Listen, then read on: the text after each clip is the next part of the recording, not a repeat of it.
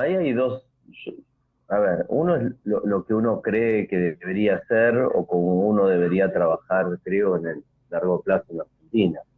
Mientras repitamos estas cosas, creo que Argentina va a seguir condenada a la, a la decadencia. Es decir, podremos tener ciclos en donde la economía se pueda recuperar, pero esencialmente no despegamos.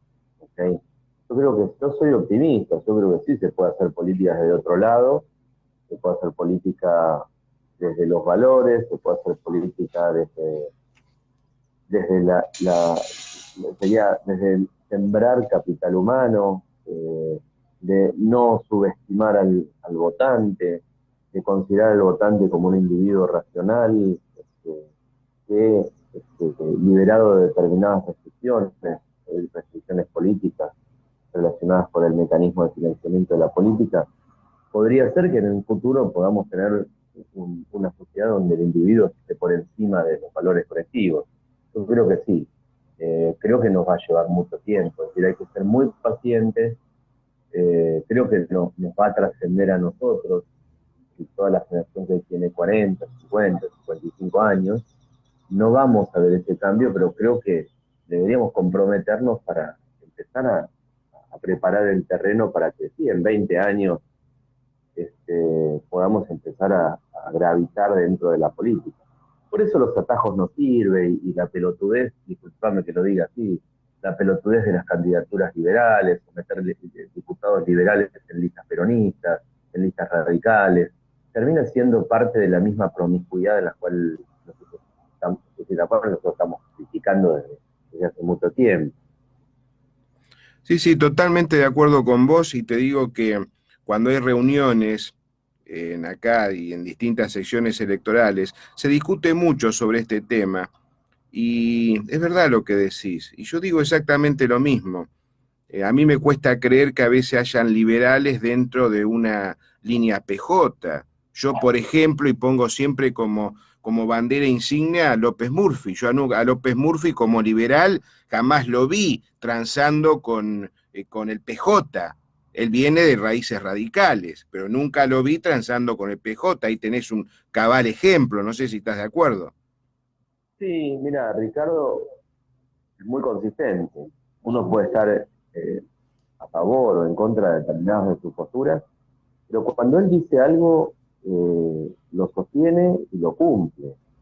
Eh, Casualmente, incluso de alguna forma perenne a ser usado políticamente, pero bueno, no se cree eso, no entra en este juego perverso de la política. El tema es entender que hoy esas actitudes éticamente superiores no son valoradas por la sociedad. Por eso entonces creo que nuestro trabajo tiene que ser empezar a cambiar ese tipo de valores, porque, a ver, que López Murphy no haya arreglado con ninguna lista liberal, con ninguna lista de las que andan dando vueltas, tiene que ver con su compromiso de sociedad. Es decir, no es que él no quisiera participar en política, seguramente él quiere participar en política, pero si lo hace como un proyecto serio y de largo plazo, no como un proyecto de corto plazo, arribista y que esencialmente no tiene ninguna sustancia en el interior. Yo me acuerdo haber hablado con él cuando empezó todo este revuelo de candidaturas liberales. Y esencialmente el consejo de él era que hay que empezar a trabajar de abajo. Y cuando él armó Recrear, en todo el país había 600 juntas promotoras no necesariamente me refiero a juntas promotoras como si fueran partidos políticos, pero sí grupos que trabajaban activamente en la construcción de un espacio político en donde esencialmente se filtraba quién entraba y quién no entraba en función de cuánta reputación tenía ese individuo dentro del grupo de la ciudad, de la localidad, de la intendencia, del distrito en donde iba participando. Es importante cuidar todo eso, porque si no se nos llena la casa de cucarachas oportunistas, que en general no están buscando, eh, a ver, ¿cómo decirlo? No están buscando el bienestar del individuo, están buscando básicamente salvarse ellos y entrar en la misma matriz que entran los políticos tradicionales, ya sea tanto radicales, peronistas, o cualquiera de los que nos ocurre que tengan alguna posibilidad de detentar algún espacio de poder. Sí, sí, es así. Sí, sí. Lamentablemente se están perdiendo espacios que nacieron bien, pero que ahora está todo contaminado. Ya te pongo un ejemplo. Vuelvo a repetir las discusiones que tengo yo acá en la octava sección electoral, ¿no? Cuando a mí también me enerva bastante cuando me dicen, no, pero un partido político tiene que ser como un abanico, le tiene que abrir las puertas a todos los pensamientos e ideologías, si es posible.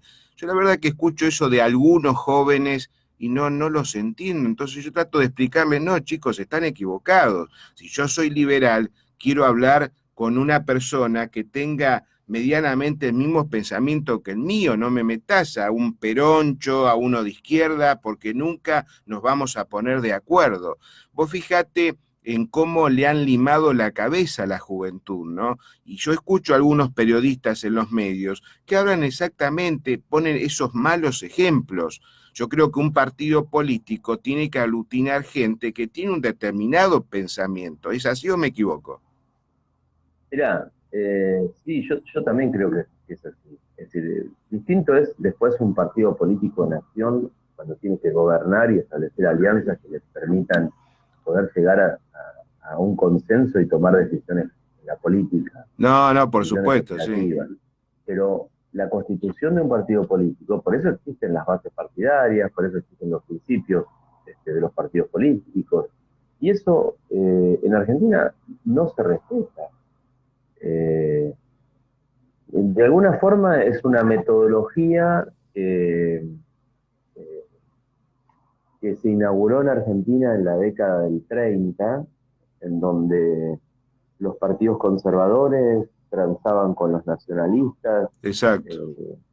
en una mezcla de conservadurismo nacional que dio origen a que después apareciera sería la contrarreacción de eso, que fue la misma amenaza fascista que fue el surgimiento del peronismo. Exacto, sí, sí, sí. Eh, Eso terminó volteando la política, ¿sí? Volteando esencialmente la función de los partidos políticos.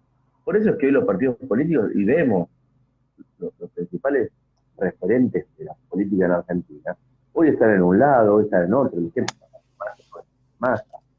Y Massa tiene una tarea distinta en cada elección. Y bueno, lo que acaba de hacer el PRO, las jugadas donde básicamente los principios aparecen por una cuestión meramente operativa, terminan teniendo alianzas con grupos que eran antagonistas. El Pichetto, por ejemplo, era un enemigo del Macri. Y ahora Pichetto es un embajador del Macri. Ahora, si yo fuera del PRO o lo que hubiera votado, hubiera simpatizado y fuera racional, realmente debería estar muy enojado, más allá de que puedo ganar o perder la elección. Pero muestra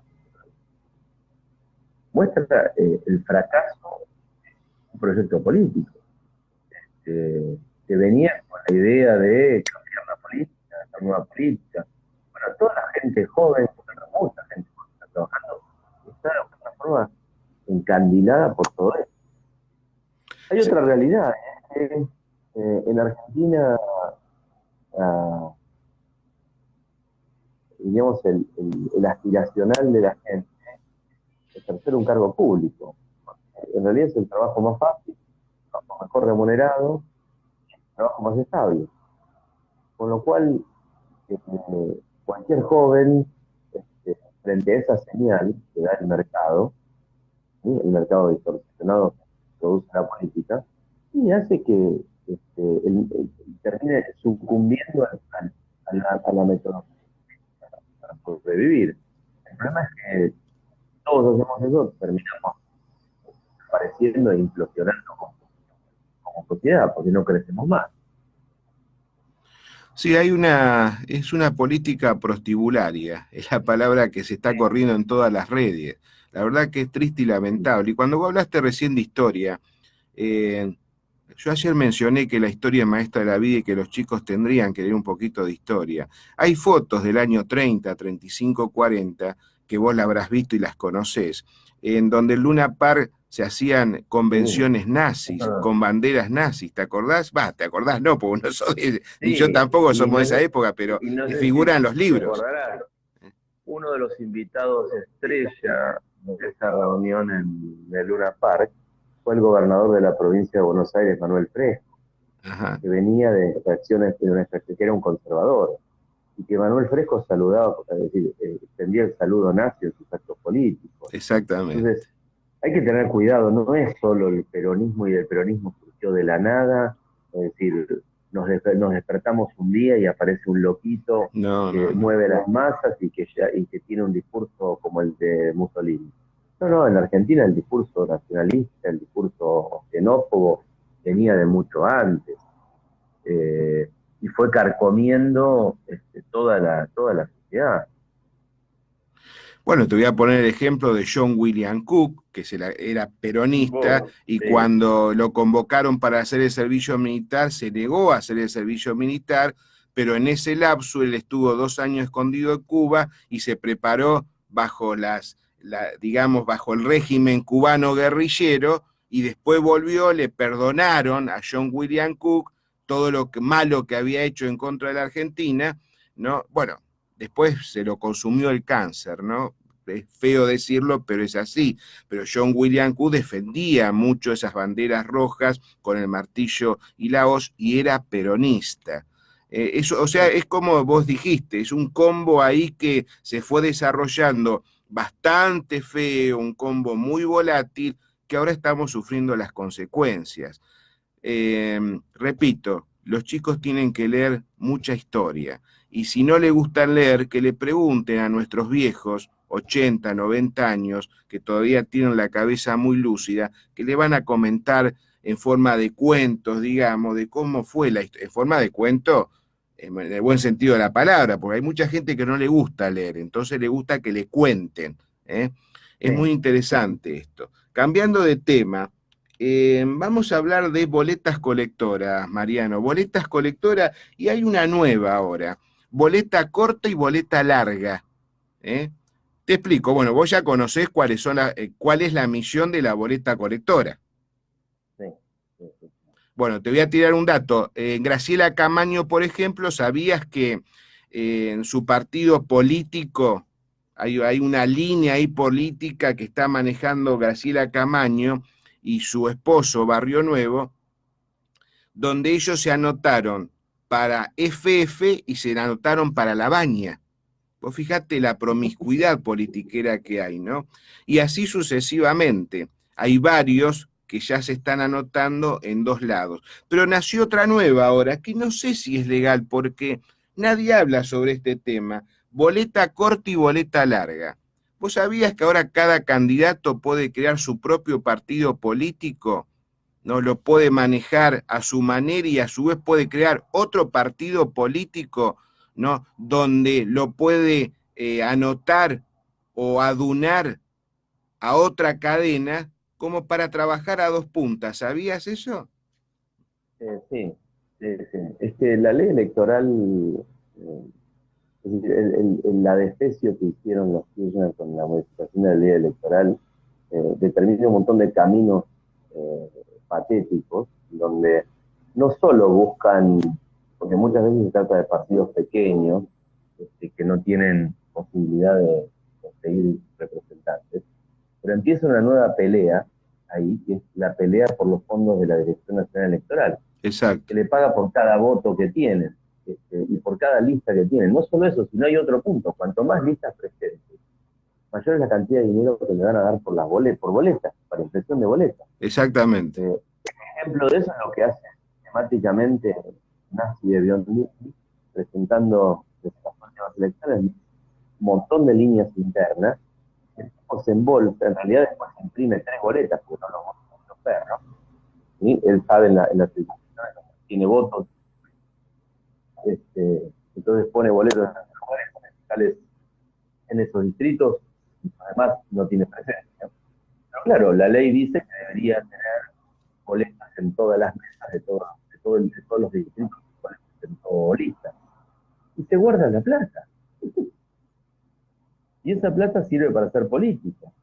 Con lo cual es patético. Y hay otra cosa más, que tiene que ver con la lista sábana. En la lista sábana, lo vamos a ver ahora cuando presenten candidatos, vamos a encontrar que los que forman parte de las listas de los distintos partidos han sido personas o son personas que juegan varios partidos a la vez, ¿no? Es decir, no sé, en la lista de el Frente para la Victoria puede haber gente que en cualquier momento se da vuelta o está respondiendo a los intereses de Urtubey. O en la lista de expertos seguramente va a haber personas que responden al PRO. Con lo cual es patético. Es decir, por todos lados donde vemos el sistema político nos muestra que lo que hace es convalidar esta promiscuidad en la política. Sí, sí, mencionaste, bueno, como ejemplo la lista que va a llevar ahí Esper. En Esper ya se sabe que... Hay muchas especulaciones sobre eso. Y a mí me duele que haya gente conocida en esa lista. Entonces estoy esperando a ver quién va a entrar en esa lista. Es bastante feo, ¿no? Porque gente muy cercana que no te está jugando al póker, es probable que esté en esa lista. No, seguramente que sí, que eso va a ocurrir. Vos fijate que los que acompañan a Esper, por ejemplo, son gente de la coalición cívica y son gente que han estado con el PRO.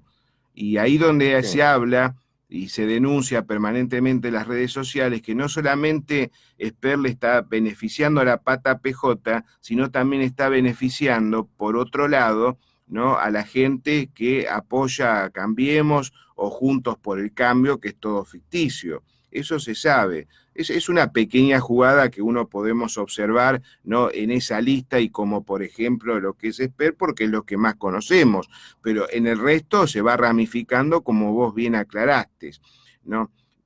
Pero todo esto se agrava mucho más porque cuando vos formás un partido político determinado o una persona ya tiene dos partidos políticos, vos necesitas de afiliaciones. El tema, ¿cómo se consiguen esas afiliaciones? A mí me ha contado que ya las fichas de afiliaciones ya tienen un costo determinado y se pueden revender. Me contaron. ¿Qué información tenés vos al respecto, si me podés decir algo? Sí, sé que es así. Sí, sé que es así. De hecho, se nos han acercado personas con este tipo de propuestas y negocios. Es decir, en distintas...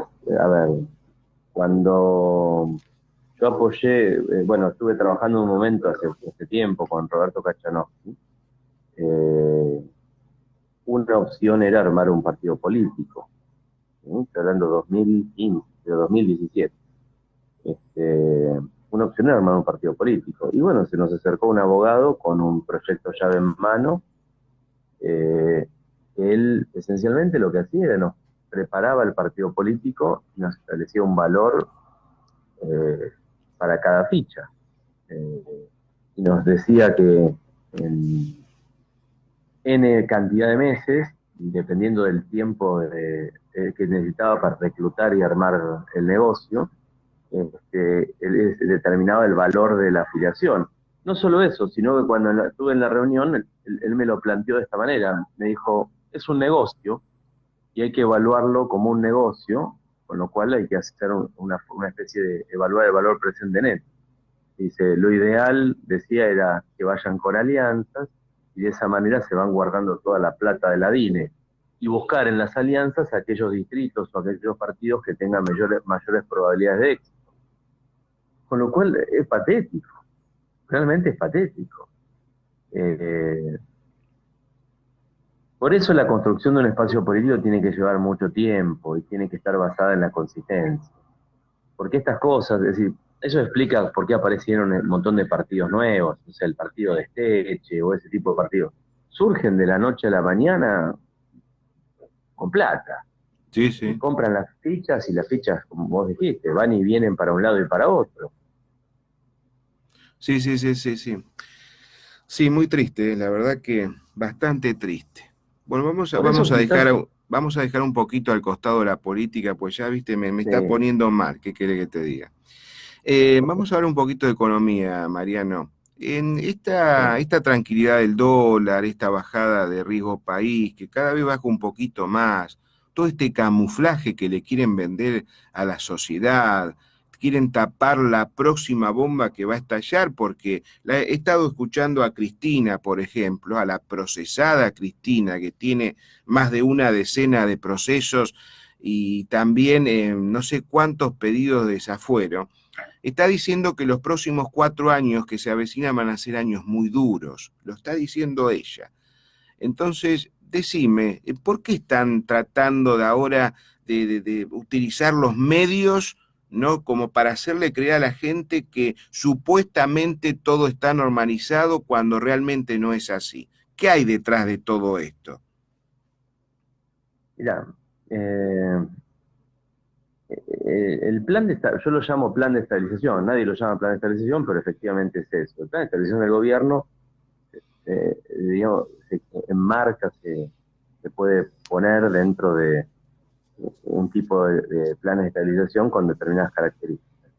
La característica es lo que se denomina políticas temporarias, ¿sí? Esencialmente estamos frente a un plan temporario que tuvo dos fases.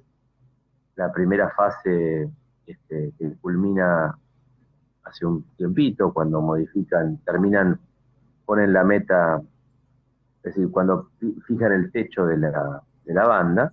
Esa es la segunda etapa del plan. Y en general estos planes tienen una característica en términos de inflación, y es que en general, bueno, después deberíamos discutir cuán creíbles son, ¿no? Pero está claro que no es creíble. ¿Por qué, no, por qué está claro que no es creíble? Porque no hay reformas estructurales detrás, porque hay un sistema bancario contaminado, porque tenemos un banco central sin reputación. Ahora, desde el punto de vista técnico, podríamos medir la reputación como la cantidad de reservas líquidas que tiene el Banco Central, este, que no paran de bajar, porque tenemos un esquema de desequilibrio cuantifiscal. Eso determina que de antemano uno diría o clasifica este plan como un plan transitorio. Lo notable de eso es que la forma de estabilización de ese estilo tiene una forma de la inflación que es una U.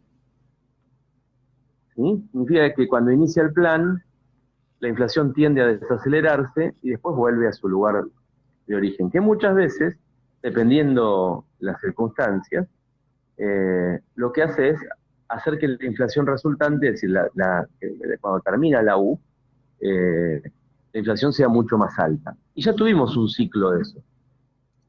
El ciclo de eso empezó cuando empieza el plan de estabilización en octubre, ¿sí? La tasa de inflación, si te acordás, en septiembre tocó 6,5, Sí, sí. y después la tasa de inflación en términos tendenciales se desacelera hasta enero, que toca 2,9, ¿sí? 2,6 en diciembre, 2,9 en enero. Y a partir de ahí, la U empieza a subir de vuelta. ¿Eso qué requería? Requería un nuevo cambio de meta en el plan. El cambio de meta fue fijar el techo de la banda, y establecer algún tipo de política de venta de reservas a futuro, y licuar, y que el Banco Nación saliera a liquidar los dólares que tenía y eso. Con lo cual estamos viendo ahora otra vez el inicio de la forma de la U. La inflación se empieza a desacelerar, pero ya sabemos que eso es transitorio. Lo que no sabemos es, bueno, cuánto dura la extensión de la U. Y estos tipos son tan perversos que esencialmente están calculando que la U llega hasta agosto o septiembre, que es cuando votan. Sí, sí, sí, sí, sí. ¿Ya? Es Con lo cual increíble, ¿no? Sí, sí. podríamos tener desaceleración de inflación hasta agosto o septiembre, y después indefectiblemente el plan cae porque es inconsistente. O sea, va a suceder lo mismo que el Eh, año pasado. Interesante lo que estás diciendo, ¿eh? O sea, claro, el año pasado había bajado 2,9 y después, claro, está pasando lo mismo. Van a bajar a 3 y luego cuando llegue agosto, septiembre, octubre, va a aumentar nuevamente al 3, 4 y ahí ya se viene nuevamente zafarrancho. O sea que la fórmula es, ¿no?, tratar de llegar a diciembre como sea, sin interesar el destrozo que están generando. Por eso es importante en esto, hay mucho, hoy estoy enojado, hay mucho pelotudo que mira el índice de precios y que cree que en el equilibrio parcial. Entonces te dice, subió el precio de la papa, cayó el precio de la mandarina, cayó el precio de la carne porque entraron más vacas a Liniers. La verdad que eso no es macroeconomía, y el que hace eso es un pelotudo. La macro se mira a través de modelos. Y esos modelos de comportamiento que están basados en un razonamiento teórico y en evidencia empírica, son los que determinan cómo hay que mirar el problema. Entonces yo no puedo decir, se desaceleró la inflación de este mes, ¿sí?, porque, no sé, el rubro, restaurantes y hoteles creció menos del promedio. Eso es una tontería que no tiene sentido. Lo que hay que mirarlo es con modelos.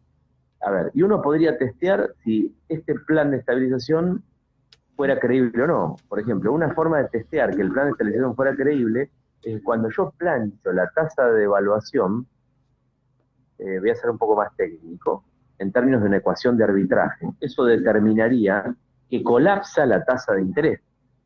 Entonces, a ver, si el plan Sandleris hubiera sido efectivo, entre octubre y diciembre la tasa de interés debería haber bajado abruptamente, conjuntamente con la tasa de inflación. En cambio, vemos un fenómeno en donde la tasa de interés no cae, o no cae tan velozmente, porque al principio bajó un poquito, pero la tasa de inflación cae un poco más rápido, con lo cual determina suba de tasa de interés real, ¿sí?, y genera cambios en el tipo real de cambio. Y por ende, al subir el tipo real de cambio, es decir, la tasa de interés real, perdóname, lo que afecta es el nivel de actividad. Por eso nos estamos morfando una recesión brutal. Entonces, en general, los planes de estabilización exitosos y los que tienen reputación y que son creíbles, son expansivos, no son contractivos. Entonces, deberíamos ver un fenómeno donde cae la inflación, sube el nivel de actividad, ¿sí?, y donde cae la tasa de interés. Entonces, estamos viendo un fenómeno donde cae la inflación, cae el nivel de actividad y sube la tasa de interés. Y ahí tenemos la señal de que el plan es transitorio. Por eso me enoja cuando aparecen, y estos 2 o 3 días, se llenaron los canales de televisión controlados por gobierno, por cortesanos que anunciaban el fin del periodo inflacionario en Argentina.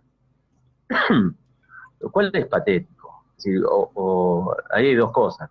Una es que desde el punto de vista intelectual son muy pobres, y la otra es que son los operadores del gobierno. Pero eso es grave porque vos fijate la plata que está inyectando el gobierno para que los medios digan lo que el gobierno quiere. Eso es muy, pero muy grave. Pero ya lo venimos observando de hace tiempo.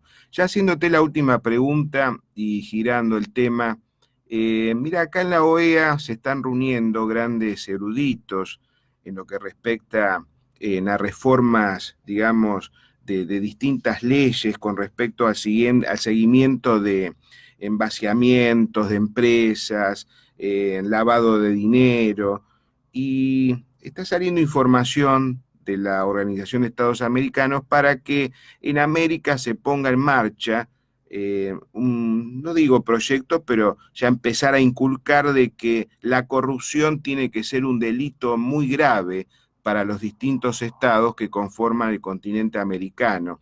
Y tiene que ser también proyectada que le ocasiona un tremendo daño a la seguridad nacional. ¿Qué opinas sobre eso? Mirá, yo tengo posiciones encontradas con estos organismos. ¿Por qué te digo esto? Porque cuando me hablan de políticas de control antilavado, a mí me suena que hay otro objetivo. Y el objetivo es aumentar la presión del fisco sobre el individuo. Mi visión es que en una economía desregulada, donde funcionan los mecanismos de precio como señales de mercado, la corrupción tiende a desaparecer. La corrupción es un fenómeno que aparece y que está asociada a la existencia de monopolios. Y el principal monopolio en Latinoamérica es el Estado. Con lo cual, esencialmente creo que esto termina siendo una forma de controlar aún más al sector privado como objetivo, y que es como el que te dice, te da una palmadita y dice yo quiero que estés bien, y en realidad te está cagando. Yo le tengo mucho miedo a esto. Yo prefiero sistemas financieros mucho más flexibles y en todo caso invertir la carga de la prueba. Si uno se manda una cagada, un moco, listo, hay que demostrar que se mandó el moco y que vaya a la cárcel. Pero esas maniobras preventivas terminan teniendo objetivos fiscales más que bajar el nivel de corrupción. Es decir, sin regulación no hay corrupción, porque la corrupción la da el monopolio. Interesante lo que decís. Es el que determina el privilegio. Sí. Así que todas esas políticas antilavado, la verdad es que a mí no me gustan nada. No me gustan nada. Bueno, interesante la visión. La verdad que abrís el pensamiento, Mariano. Bueno, como siempre ha sido un gustazo. Estamos en contacto permanente. Nosotros estamos en contacto permanente. Me despido de vos, vamos a escuchar un poquito de música, pero no cortes, por favor, que vamos por línea privada. Dale.